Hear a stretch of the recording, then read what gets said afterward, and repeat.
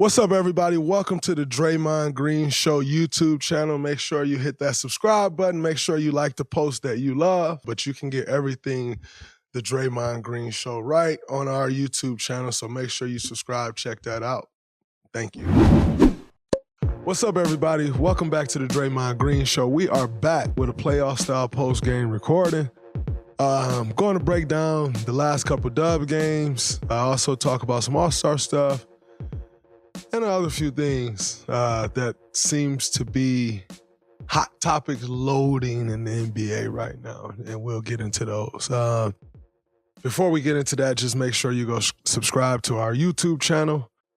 We're trying to get these numbers up for you guys. Make sure for all our fans, we appreciate you. We love you. Thank you for the support.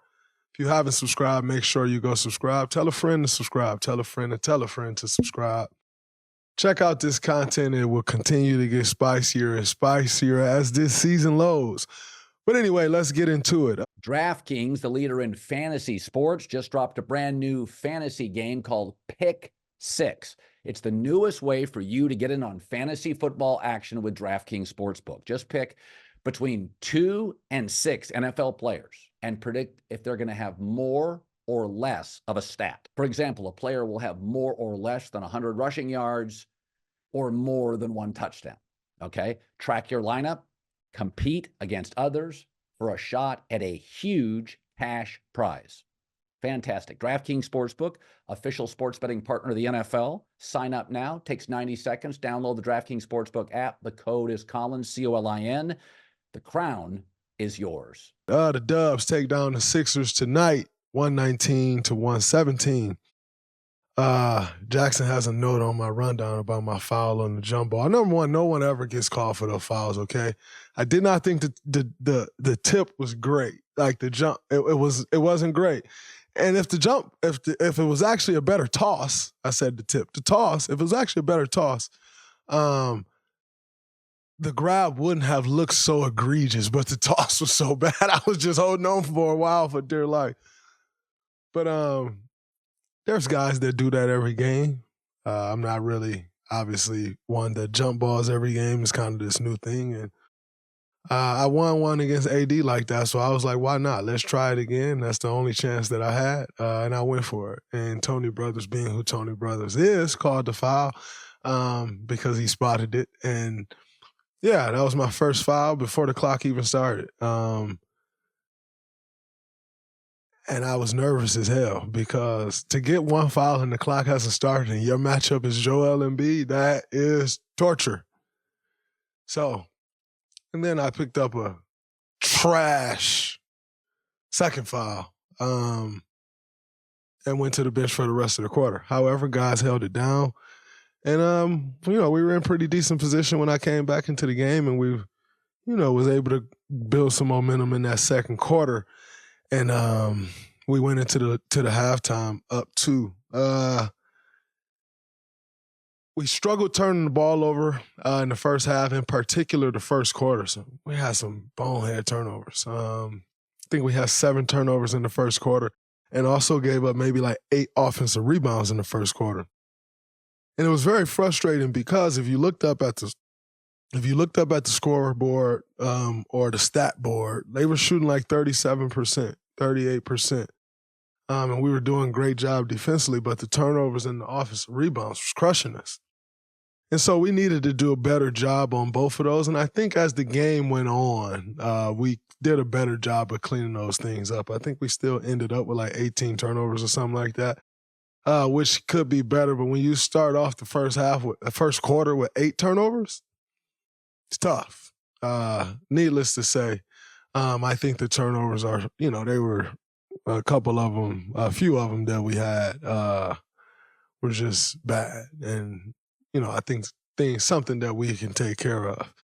But really encouraged with how the defense has been looking over the last couple games. I think we're doing a lot better job on the defensive end. I also think our transition defense has been spotty, good at times, bad at times. I also think we've been doing a much better job with the Laker game. Call it what you want, say what you want. But I think we're doing a better job of defending without fouling. For instance, Joel Embiid to have 2 free throw attempts tonight. Like Joel Embiid, if I'm not mistaken, leads the league in free throw attempts. And for obvious reasons. He's impossible to stop.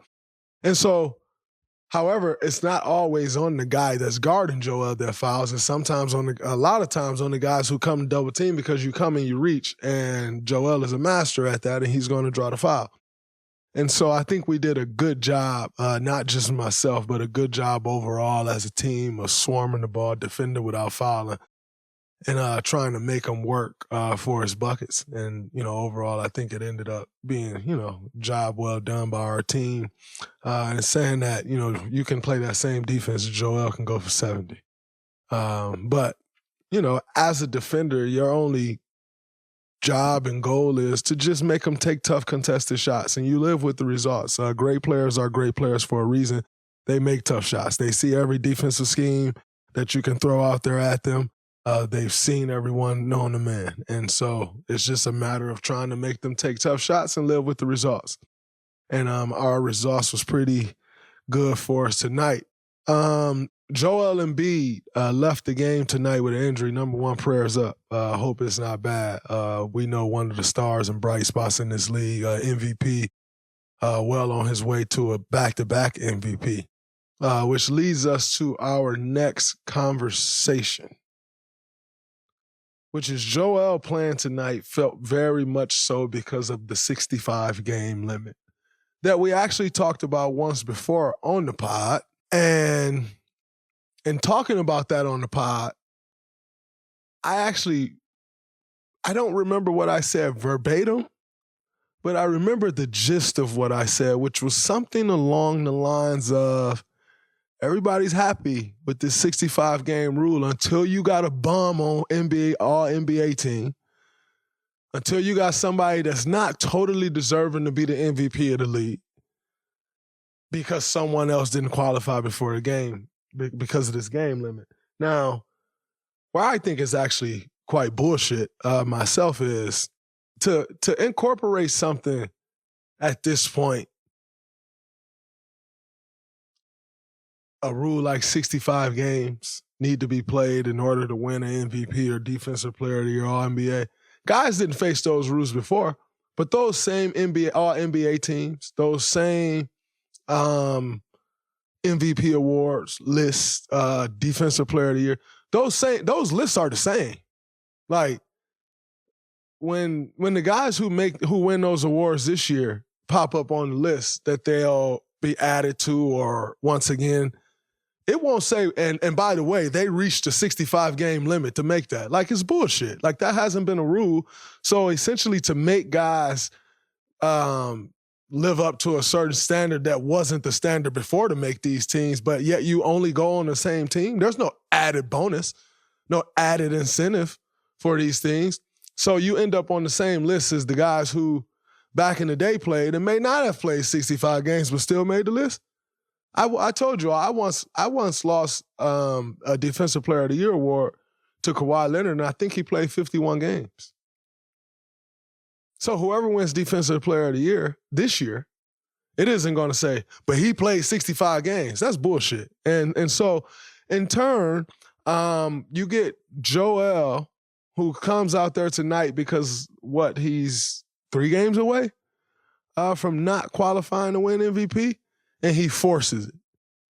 And Freak played with him and JK diving for the ball, but maybe it's not as bad if the knee isn't already banged up, right? And so now, because, like Joel, if I get it. Like, you want to win MVP. You worked that hard, put the work in that he's put in to get better and continue to play at that level on a nightly basis. Of course you want to win MVP. So, you force it, you get out there, and you put yourself in harm's way, and then Joel Embiid is hurt now. Now, again, prayers up for Joel, as we hope it's not something too serious. But is that the goal? Is the goal putting people in harm's way just so they can qualify for an award? Because I don't think that was the goal.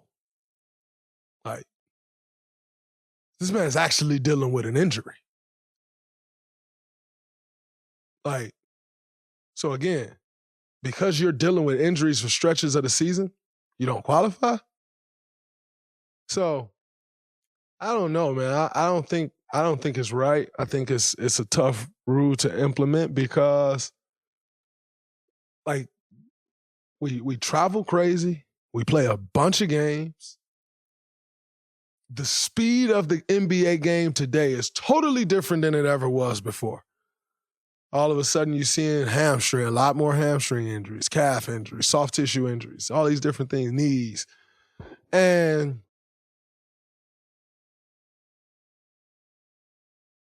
you got guys forcing it to get back so they can qualify because guess what? These awards are very much so attached to the amount of money that you can make. They're very much so attached to that. So it's going to be interesting. You got a lot of NBA owners making huge investments into players, and we're just throwing guys out there banged up just to meet these requirements. See, Tyrese Halliburton came back tonight. Probably forced his way back a little bit earlier not long ago because he's seen that those numbers start to creep up. And guess what he did? Went out for another 4 or 5 games before he came back tonight? So it's going to get really interesting when you got these owners making these owners of these teams making these huge investments into players, and yet you got to throw them in harm's way just because there's a 65-game limit. Like, we all know when somebody's egregiously just sitting and the difference when somebody's actually hurting. So if you don't have a core base of voters that can identify that, then maybe they shouldn't have a vote.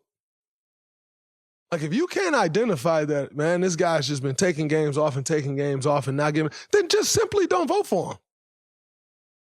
Because it is in the hands of the voters, right? So then just simply don't vote.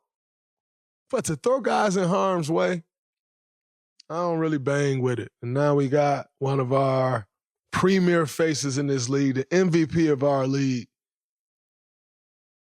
possibly hurt for an extended period of time because he's forcing it. Because, yeah, of course he should be in the running for MVP. Damn right he should. And so I think it's whack. I get what people was trying to get at, but you got a lot of people making these rules that don't know how it feel to play it back-to-back, that don't know how it feel to play a third game in 4 nights, that don't know how it feel to play 5 and 7. But aside from knowing how it feels to actually compete in that amount of games, because I know people say, oh, that's your job. Number one, you take sick days and don't and then go to work the next day. So shut up. We don't want to hear it. But number two, again, when guys are actually hurt, it's a real thing. There was no debate that Joel Embiid was hurt tonight. I don't think anybody that's up for debate for anyone. And then you have something like that happen, right? Like, I don't think it's right. I disagree with it, and it'll be interesting to see how far this thing goes because all of a sudden one of our main guys in this league, one of the faces of our league is out forcing it to try, and it ain't so great now. So we shall see. But as I said before, wishing the best to Joel. Prayers up. Hope to see him back on the court soon, and hopefully it's nothing too serious. In other news, Jonathan Kuminga is a star, man. That young fella is a stud. Getting to the basket at will, finishing with the best of them, getting to his spots, nobody stopping him from getting to his spots, showing you the promise that we've all believed is there. He's stepping into that now. He's playing a big role on this team now, and that's not changing no time soon. He's been very dominant. Had 25 and 7 over the last 7. I think he had 26 tonight. And if I'm not mistaken, that's 7 straight games of over 20 points. And it's a dominant 20. Like you notice it. It ain't just like he just coming up with 20 and you like, oh, I didn't know. No, you noticing him dominate. And, JK had a comment where he's, a few comments earlier in the year where he said, I don't know my role. I don't know this, I don't know that, blah, blah, blah. And what I will say to the young fellas is, if you're ever going to go out on a limb and say something, you got to back it up the way JK doing it. The way he's playing has been amazing. I told him the other day, I was like, well, you should enjoy your last All-Star break. From now on, you're going to be at All-Star weekend. But, I mean, JK is such a special talent. Getting downhill to the pressure that he puts on the rim is hard for any defense to guard. And it's been special to watch. It's been a joy to watch him over the last 3 years now continue to grow and put the work in and grow. And regardless of what is coming in front of him, sometimes minutes not being consistent, that's all a part of it. That's a part of this league, especially when you come on a team like he came on. That is a part of it. But he stayed the course. He continued to put the work in. A lot of credit to that young fella. Him and AV puts a lot of work in. Watch a lot of film. And to see it paying off for him, that's what you hope. You start to see guys in their third years. I was talking about it in my press conference earlier. I said to the guys one day, like, man, we had guys who were a little older than us that was a part of the runs that we went on, me, Steph, and Clay pretty young, and they riding our legs. They using us like, y'all got them young legs, go. And now as those tables are flipping, and now we're kind of the elder statesmen, you hope that you get young guys that you can now use their legs some. And JK is showing exactly what that maturation process should look like. Like, all right, you guys have held the torch, and like, not that we're not still doing it, but you can trust me to take some of that responsibility off y'all backs. You can trust me in doing that. And he's playing great basketball. And I love to see it. Love to see it. Tell him, ain't nobody can stop you. I'm watching. I see it. There's nobody that can stop you. Go at him. Go at everybody. Why not? It's incredible to watch. So keep going, young fella. I love to see it. Love to see it. Keep on going. Wiggs is playing a lot better basketball, which has been great to see. A lot of people doubting him. You should trade him. You should do this. Starting to look like two-way Wiggs again. And we love it. And it's coming at a good time. You want to roll into this. We're soon to start a 5-game road trip, but you want to roll into that All-Star break strong. So you roll into it and then you roll out of it strong, and that's the goal for us. Obviously, sitting here at 20 and 24, we don't have many games to give away. We've lost a lot of close games, including the one the other night against the Lakers, which was a great game, fun game to play in as always. A game that I thought we should have won for sure, yet we let it get away. But the Lakers is one of those teams where I feel like us, like on any given night, they can beat anybody in the league, can compete with anybody, no problem. And then sometimes you kind of have these letdowns. And that's kind of been the story of our season as well. But shout out to Wiggs, shout out to JK.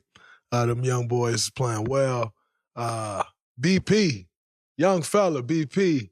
Number one, congratulations to the young fella, BP, on being a rising star in this league. It's beautiful to see. Job well done and well deserved. He's been playing his butt off all year, doing all the stuff, all the little things, and it's been a joy to watch. And you love to see guys who doing all the work, doing the little things, putting the work in, get rewarded. And he rewarded. I think my only message to the young fella is, I've seen a lot of guys make that game and never make an All-Star game.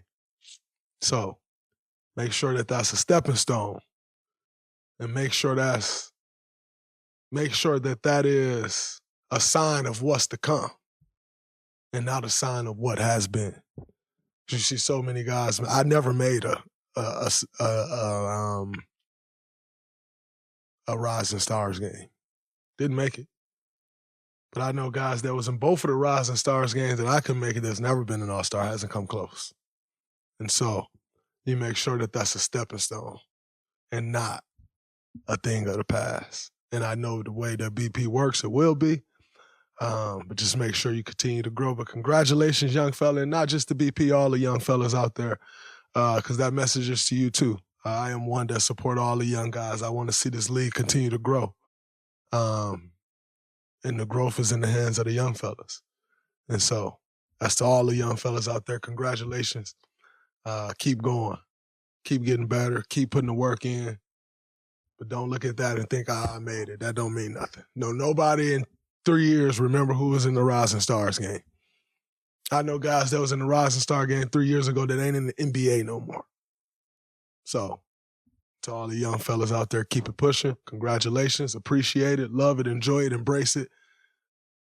But no, when it's all said and done, that don't mean nothing. Ain't nobody going to put on your resume, oh, he was a 2-time Rising Star. No. Were you an All-Star or not? And so make sure that that's the next step, young fellas. BP also called himself a young Draymond.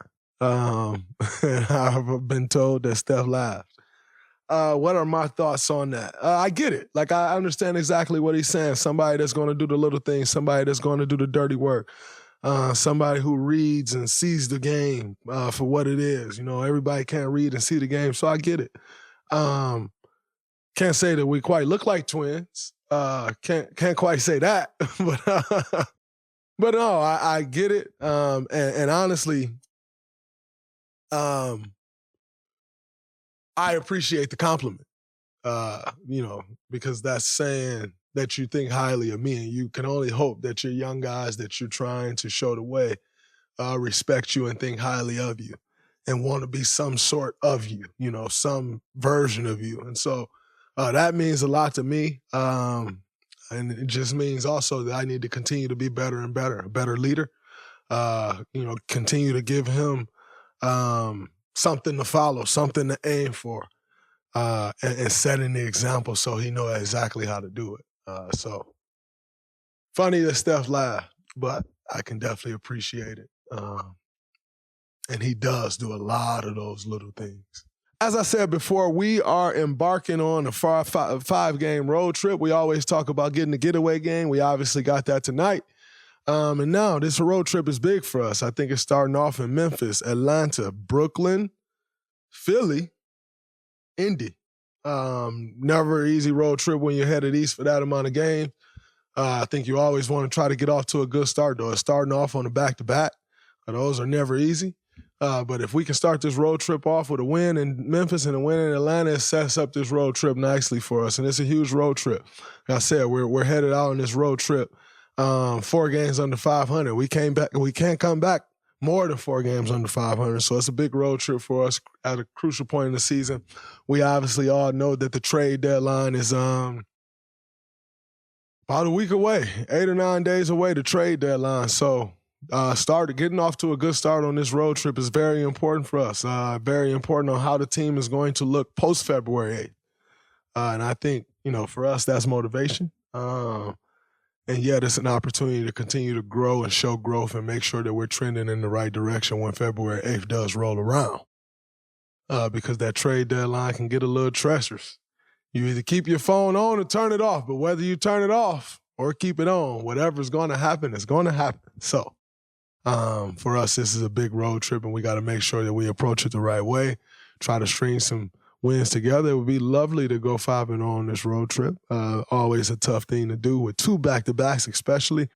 But in saying that, we've let some games get away that we shouldn't have and weren't supposed to. So you got to go win some games that you maybe shouldn't win or not supposed to. And that's just the nature of the league that we play in, and that is also the nature of the position that we're in. So looking forward to going on this road trip. It's a big one for us, as I said. Hopefully the Dubs will come out the way we should come out and the way we want to come out. Before we get out of here, a couple more topics. I'm going to say this best one for last, but I'm going to just go into the All-Star starters was announced East All-Star Damian Lillard, Tyrese Halliburton, JT, Jason Tatum, Giannis Antetokounmpo, and Big Joel Embiid, MVP. For the West, you got Shai Gilgeous-Alexander, Luka Doncic, Kevin Durant, LeBron James, and Nikola Jokic. Something glaringly noticeable there, Steph Curry not starting in the All-Star game for the first time in 9 healthy seasons. And the question is, should the All-Star game be positionless? Or is it good to keep positions? Quite frankly, if I'm honest, the question comes up at an interesting time because where basketball for a great period of time went positionless, I actually think you're starting to get back to a space. Like, I think some of the change of the NBA is you're actually starting to get back to a space of having positions. And so that's kind of one of the things that I've been noticing. You're starting to see more teams play 2 bigs again, like starting to see teams rely on bigs again. And so I think the game is changing and you're kind of getting back to position basketball as opposed to positionless basketball. Quite frankly, that could be because most people couldn't win when it was positionless because we just dominated and, I get it. But also, the season kind of goes in waves. I mean, the NBA kind of goes in waves. The style of play, it goes in waves. And, I think that wave is starting to change. I think it's starting to take a turn. And so that whole question stems from, should Steph Curry be starting or not? Of course, I think Steph Curry should be starting. Absolutely. Question is, who do you remove? Do you remove Luka? Do you remove Shai? Both of those guys are having MVP-type seasons. The question you also ask, is the fan vote still the way? Because I think that at times can get a little skewed, but it's never a perfect answer, right? Like, the media has a say. Sometimes we don't think they know what the hell they're talking about either. Players have a say. Love Thanasis, but 3 people voted for Thanasis to be a starter. And so I don't know what the right answer is. I honestly don't. You're trying these different things, but Steph Curry is an all-star starter. Not saying Luka should be removed. I'm not saying Shai should be removed, but Steph Curry is an all-star starter. Sucks that he's not. And saying that, no chance he misses the all-star game as a whole. I've been an all-star player, all-star 4 times. One time I wasn't healthy. I didn't start in any of them, and I don't care. Being an all-star is being an all-star. I'll take it. I'm sure Steph will take it, although Steph is great, and he probably is pissed off that he's not starting. It's just a weird thing, right? Like, when you started for so long, that's a weird thing to see. But in saying that, brother's still going to be an all-star. But congratulations to those guys that are starters. Jalen Brunson could have been an all-star starter. Tyrese Maxey could have been an all-star starter. There's only 2 guard spots. And so I know a lot of people were shocked that Dame was the starter over those 2 guys. Damian Lillard is Damian Lillard. And the reality is, when you're voting, and you see the name Damian Lillard or Jalen Brunson, you're probably going to lean more towards Damian Lillard just because of the history. Like if he's right there, it's like if one is right here and one is right here, the person who gets the nod is usually the guy who's done it over and over and over again. Very seldomly you get the benefit of the doubt the first time. And I'm not sure if Jalen Brunson has been an all-star yet. Maybe he was an all-star last year. Jackson, what we got on that? I kind of think he might have missed it last year. Yeah, I don't think Jalen Brunson has ever been an all-star. I don't think he has. Yeah, so to think that Jalen Brunson is going to get the nod over Damian Lillard, it's just not a realistic thing because he's not an all-star in the minds of people until you are an all-star. And so, sucks, but that's just the way it goes. That's how the cookie crumbles. I know Jalen Brunson will get in his first all-star game this year, and then you can have a different conversation next year. But to just think he's going to get that nod over Damian Lillard, who's number 1 in the Eastern Conference for the first time in his 12-year career, just not going to happen. Wishful thinking. No, the Knicks fans wanted it, but next year maybe. But to think you're going to get that nod the first time, that's just not how it works. And before we get out of here, speaking of Damian Lillard, the Milwaukee Bucks has hired Doc Rivers, legend Doc. I saw Doc. I thought Doc was loving that job with ESPN on the sideline doing some reporting, some analyst work. I thought Doc was loving that schedule. He then hot right back in the grind. Doc, welcome back. Welcome back, champ. Adrian Griffin out 40 games into his first season as a head coach. I thought it would be tough for Adrian Griffin at the beginning of the season. The first couple games I saw, he subbed someone in for Giannis. Giannis sent the person back to the bench like, get out of here, man. I'm not subbing out yet. That's just not a good tone to set. Says a lot about the respect of your star player and the head coach. And so you can kind of see like, that's not good. And then the defense isn't good. And I think it's tough to blame Adrian Griffin for their defense not being good because I think it's more of a personnel thing. The reality is you traded away your best perimeter defenders. You traded away Drew Holiday. You traded away Grayson Allen. And I'm sure I could be missing someone else that you traded away, but those two guys in particular are really good defenders, and Drew is great. So to kind of blame him, and when I say him, I mean Adrian Griffin, for the lack of defense, I think that's a tough thing to do. I think that's very tough to do because there are certain challenges that's presented. Like they play a lot of drops with Brook and Giannis. When you got Drew chasing over, Drew's not screenable. So when you got Drew chasing over, then it's easier to be in a drop. But when you don't have Drew chasing over, then that drop looks totally different. All of a sudden, guys coming out dotting your eye. And that's a totally different thing.